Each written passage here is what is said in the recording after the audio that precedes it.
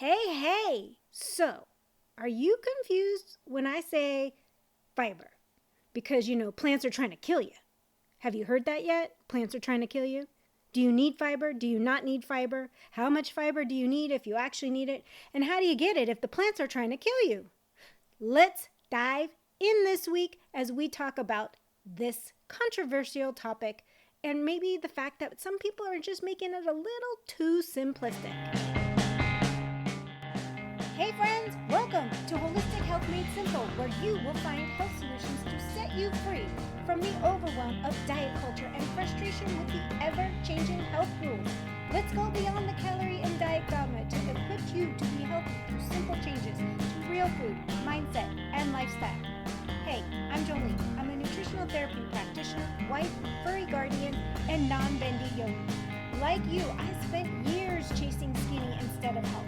I finally learned that I needed to take a holistic approach to health and give my body what it needed to thrive. So if you're ready to take back your health one simple step at a time with results that are undeniable, like more energy, improved mood, better sleep, and fat loss, this is the podcast for you. Pop in those headphones, take a deep breath, and let's get healthy. It's kind of hard to believe, but fiber is one of those things that just has so much controversy surrounding it. So some say you need fiber, others say you don't need any fiber. So are you team fiber or team no fiber? Let's dig into the weeds. So first, let's define what fiber really is.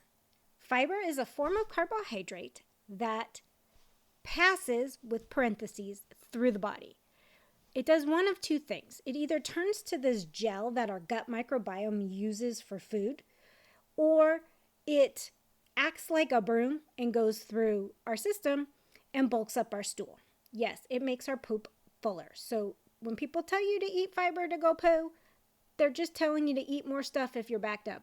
Not the best idea. But let's go a little bit deeper. So there's two types of fiber: soluble and insoluble. Soluble fiber dissolves into water and it forms this gel-like substance, which will help slow down your digestion and help you feel full longer, which is great, right? But it's also part of that glucose hack I talked about. By slowing down the digestion, it helps slow down any glucose being processed, so it really reduces the glucose spike. So it's very good for that. Then we have insoluble fiber, which does not dissolve. It stays pretty much intact through the digestive tract. What it is think of it like nature's little broom, and it kind of just sweeps through the digestive tract, sweeping down all the digestive foods, the waste, through your intestines to help you get it to the point where you eliminate it. Where soluble fiber turns into this gel and it feeds our gut bugs. It helps keep our digestive tract healthy, it helps keep our microbiome healthy, and it helps us burning energy better. So when you hear the term prebiotic, that is basically soluble fiber.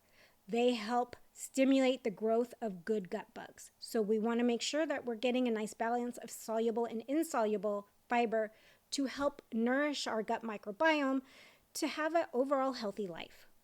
So now that we know what fiber is, the two types, what exactly is this argument? Why do some people fight so vehemently that we don't need any plant products and others fight so much that we need a ton of plant products?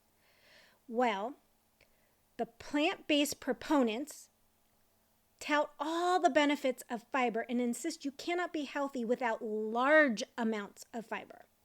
Now, a lot of this stems from Dr. Kellogg. Yeah, he's the founder of Kellogg's brand, but his beliefs in the late 19th century were that ingesting a lot of fiber would stop you from having sexual desires. We won't go into all of it, but you can Google it. It's there. It's well documented.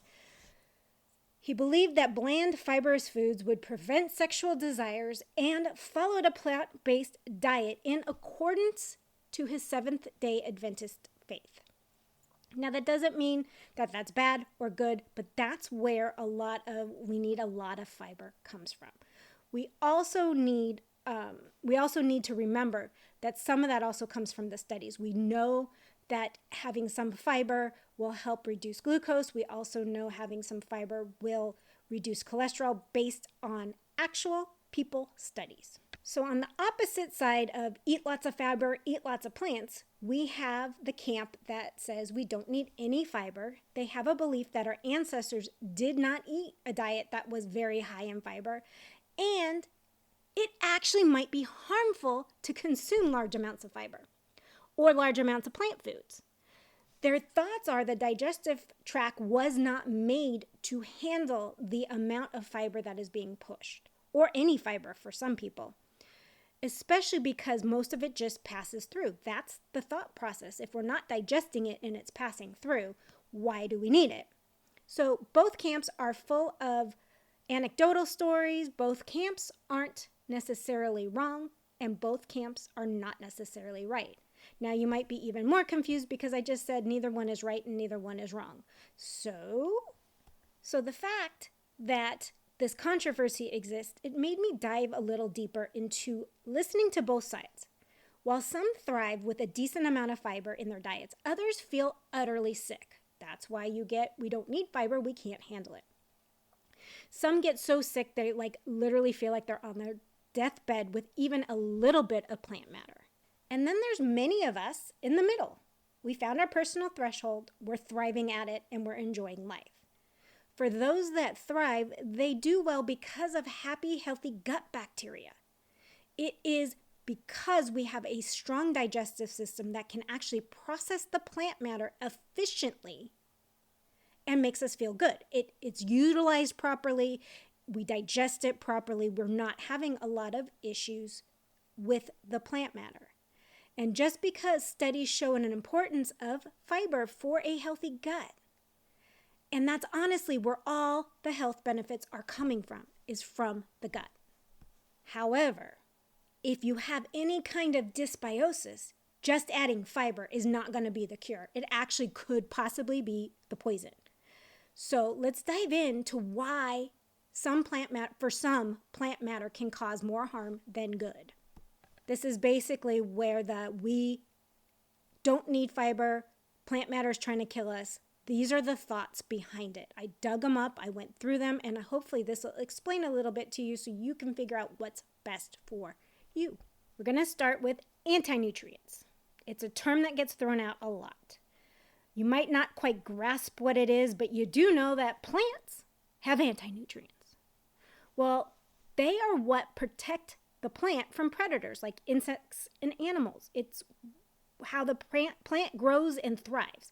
It basically are it could be different things, but it interferes with the absorption or the utilization of nutrients in plants, and that's why you often hear the term bioavailable in the nutrition space, where certain nutrients are more bioavailable in other forms than plant nutrients, or certain plants are more bioavailable than others, or cooking them or eating them raw. That's how the whole body needs to work, is to be able to absorb it. What anti-nutrients can do in the body is they bind to certain minerals, which then affects the ability to absorb them. It can interfere with the digestive system, digestive enzymes, causing poor breakdown of food, which again leads to poor absorption. Hello, leaky gut. It disrupts the gut barrier function by damaging the gut lining. Again, hello, leaky gut. The most common types of anti-nutrients are phytic acid, which is what binds to minerals, and it's found mostly in grains, nuts, legumes, which are beans, guys.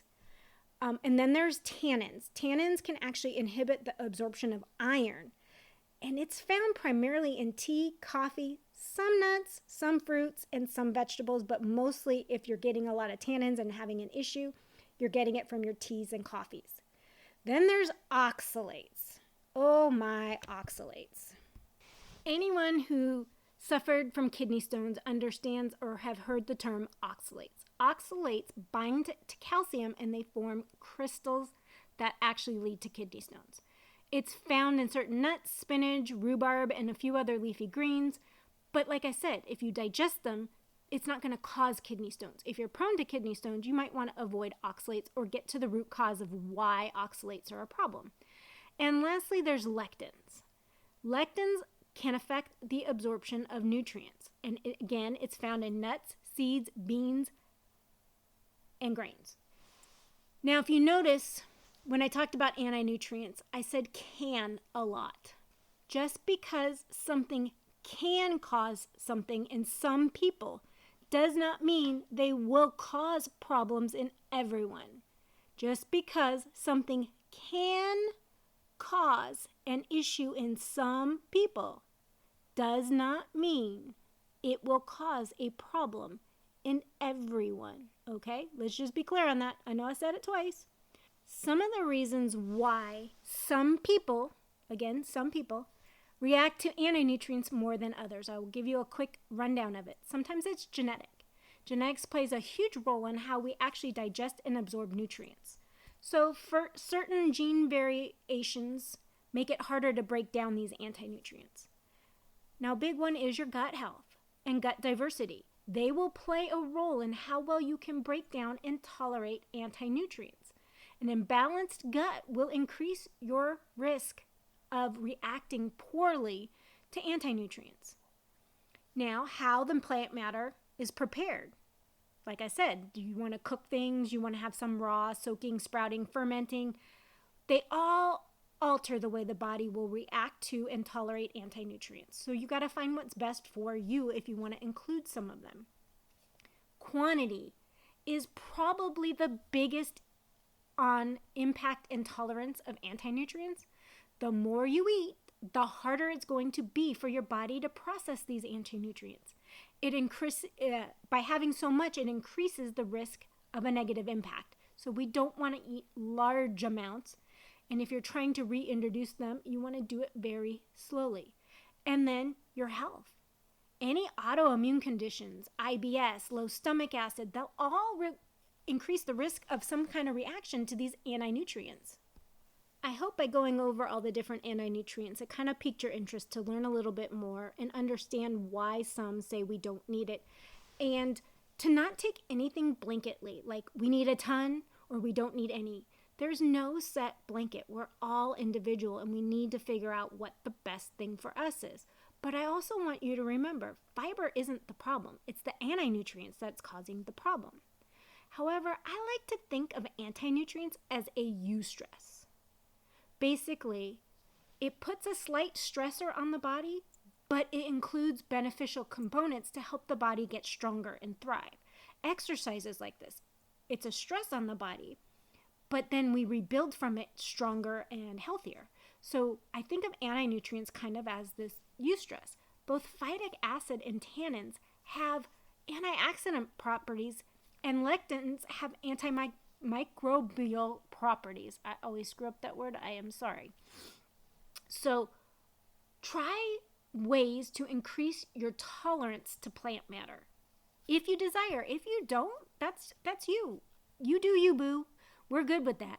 So learning how to properly prepare the foods you eat. Consume a variety of foods.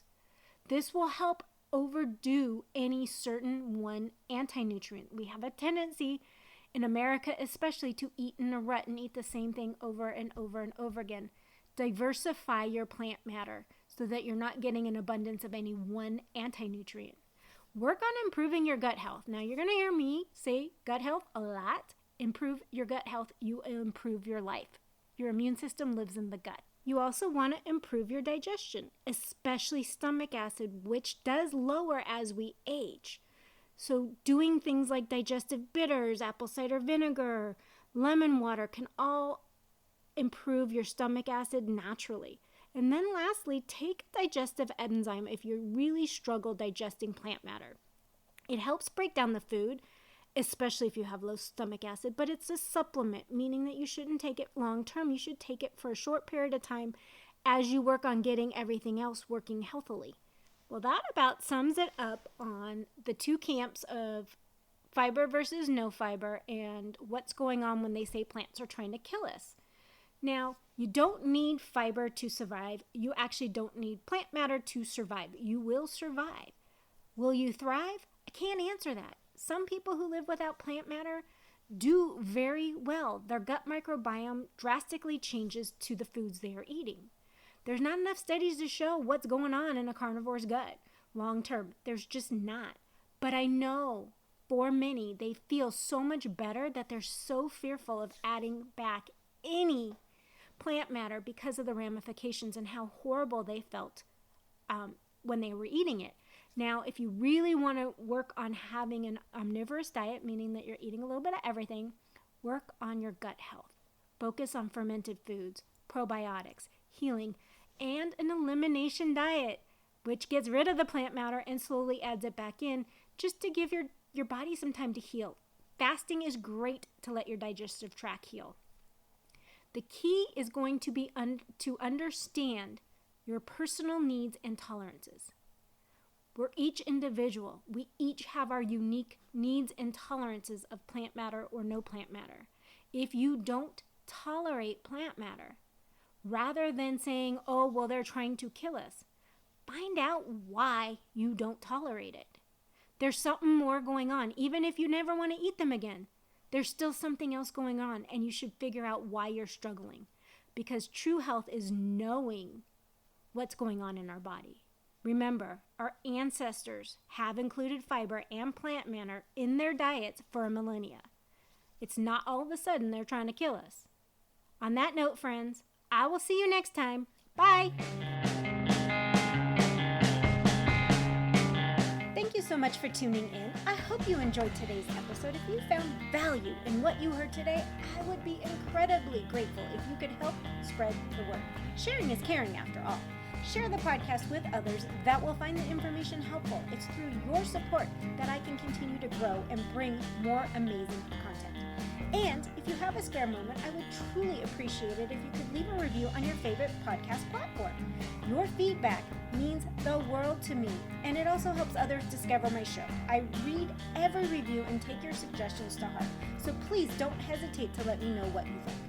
Remember, you can stay connected with me by following me on Instagram or visiting the website at holistichealthmadesimple.com. I love hearing from our listeners, so feel free to reach out, share your thoughts, ideas, and even suggestions for future episodes. See you later.